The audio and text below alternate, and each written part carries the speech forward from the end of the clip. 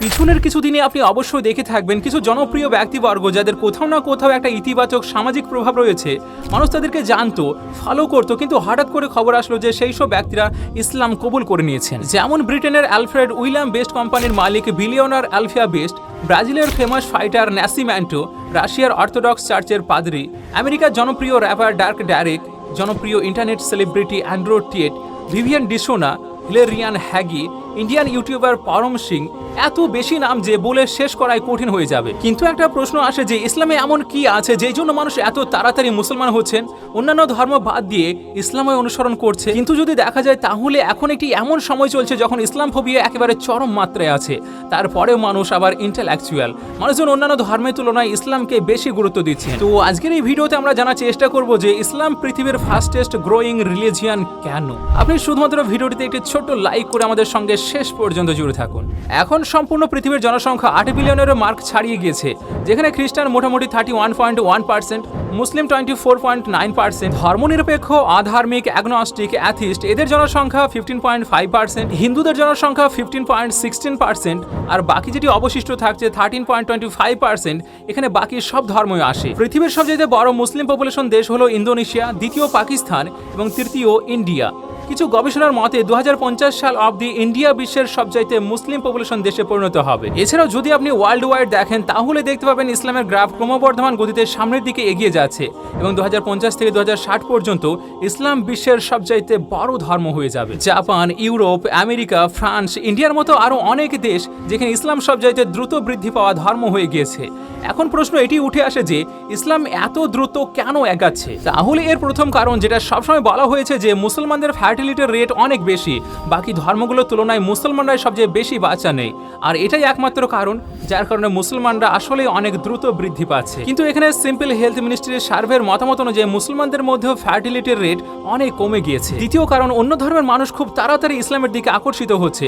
প্রতিদিনই কোনো না কোনো মাধ্যম থেকে খবর আসে যে অমুক জনপ্রিয় সেলিব্রিটি ইসলাম ধর্ম কবুল করেছে। কোথাও কোনো জনপ্রিয় ভিলিয়নার, তো কখনো কখনো কোনো জনপ্রিয় ফাইটার, তো কখনো কোনো ফেমাস র্যাপার কিংবা জনপ্রিয় সেলিব্রিটি। আর এটা তাদের খবর যারা কোথাও না কোথাও কোনো জনপ্রিয় মানুষ তাদেরকে ফলো করে।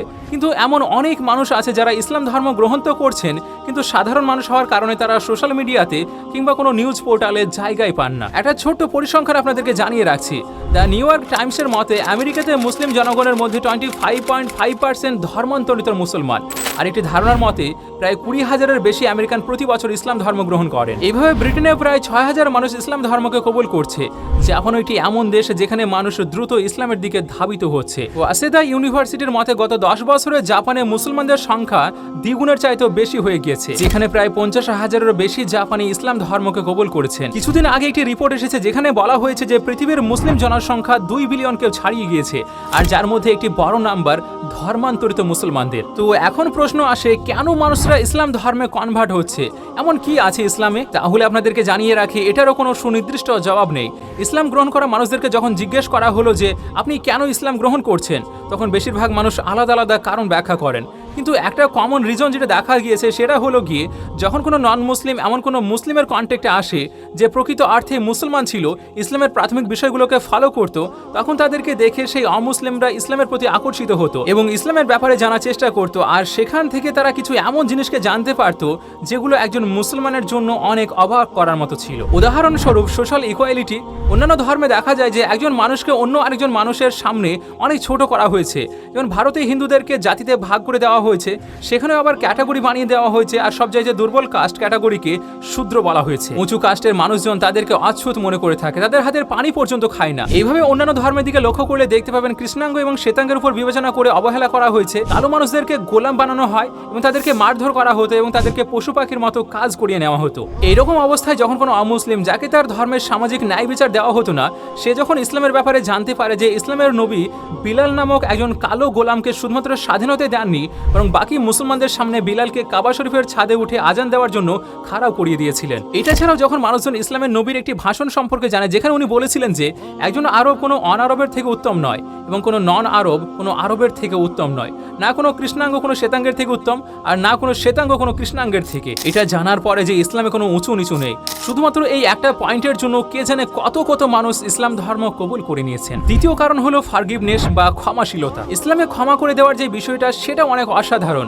মানুষ যখন এটার ব্যাপারেও জানতে পারে তখন সেই সময়ে মানুষ ইসলাম কবুল করে নিয়েছে। উদাহরণস্বরূপ ধরে নিন, একজন মানুষকে পুরো সমাজ খারাপ বলে, তাকে সম্পূর্ণরূপে বয়কট করে, এমনকি তাকে জানে মেরে ফেলারও চেষ্টা পর্যন্ত করে, তাহলে রিয়াকশন এমনই হবে যে যখনই সেই ব্যক্তির সেই কমিউনিটির নিয়ন্ত্রণ পাবে তখন সে তার প্রতিশোধ অবশ্যই নেবে। সবার থেকে হয়তো না, কিন্তু ওই সমস্ত মানুষদেরকে সে অবশ্যই টার্গেট করবে যে তার বিরুদ্ধে তার মানুষদেরকে উত্তেজিত করত, তাকে হত্যা করতে পারলে পুরস্কার দেওয়ার কথা বলতো। সাধারণভাবে এমনটাই দেখা যায়, কিন্তু ইসলামের ইতিহাসে ঠিক এর বিপরীতটা দেখা গিয়েছে।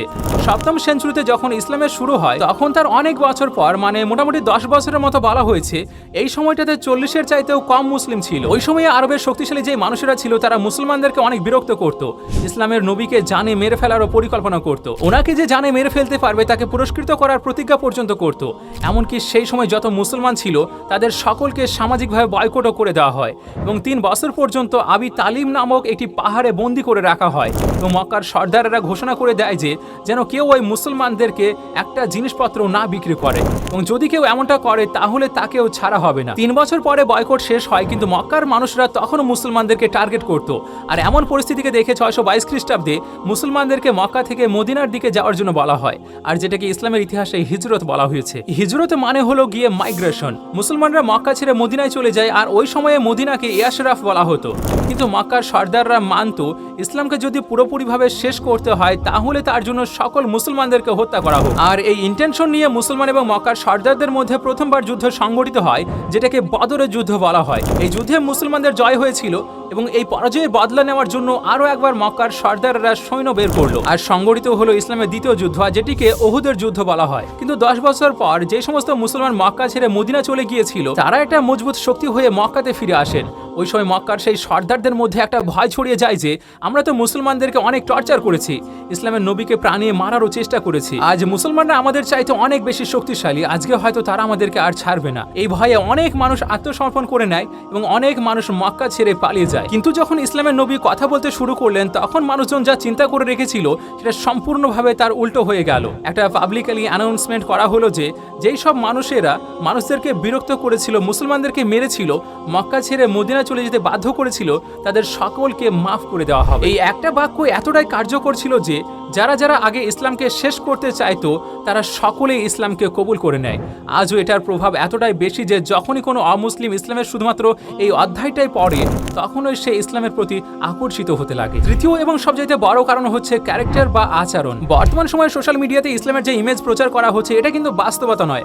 আর আমি এটাও বলছি না যে ইসলামের প্রাথমিক বিষয়বস্তুর উপর ভিত্তি করে সকল মুসলমানের আচরণই ভালো। ইসলাম তো বলে মদ্যপান হারাম এবং মদ হলো সকল খারাপের মা, তবু আজকের মুসলমানদেরকে মদের লাইনের মধ্যেও আপনি দেখতে পাবেন।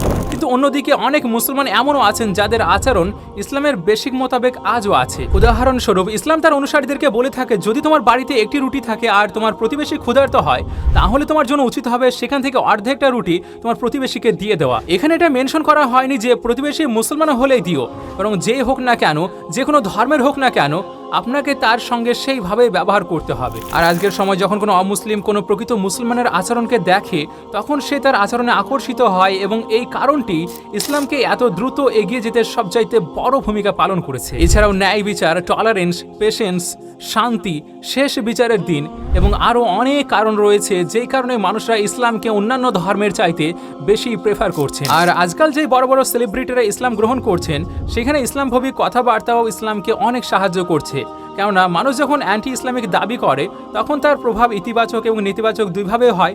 নেতিবাচক এটাই যে অমুসলিম কমিউনিটিতে ইসলামের প্রতি ঘৃণা বৃদ্ধি পায়, যখন এর ইতিবাচক দিকটা এটা যে মানুষ এই অ্যান্টি ইসলামিক দাবিটার সত্যতা প্রমাণ করার জন্য ইসলামকে পড়তে শুরু করে দেয় আর তারপর তারা উপরের এতক্ষণ ব্যাখ্যা করা যে পয়েন্টগুলো সেগুলোকে খুঁজে পায় এবং সেই দাবি থেকে বাস্তবতাটা সম্পূর্ণ আলাদাও হয় এবং সর্বোপরি তারা ইসলামকে কবুল করে নেয়। এই পয়েন্টগুলি ছাড়াও যদি আপনার আরও কোনো অন্য কারণ জানা থাকে তাহলে সেটি কমেন্টে অবশ্যই জানাবেন।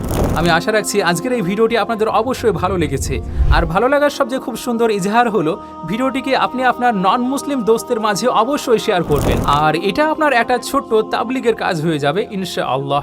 আপনাদের সঙ্গে আমি নাহিদ, আমাদের সঙ্গে জুড়ে থাকার জন্য শুকরিয়া।